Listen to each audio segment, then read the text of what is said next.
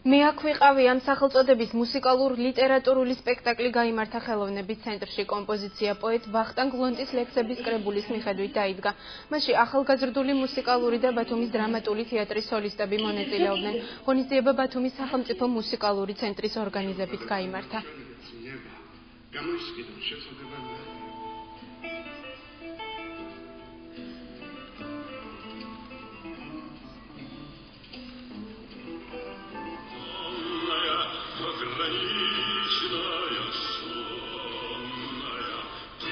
ვფიქრობ, რომ ძალიან მნიშვნელოვანი დღეა, იმიტომ რომ პოეზიის თეატრი, ერთ-ერთი პოეტის შემოქმედება სცენაზე გადატანილი, ეს იშვიათი ხილია საქართველოში და მით უმეტეს ბათუმში ეს პირველად გაკეთდა.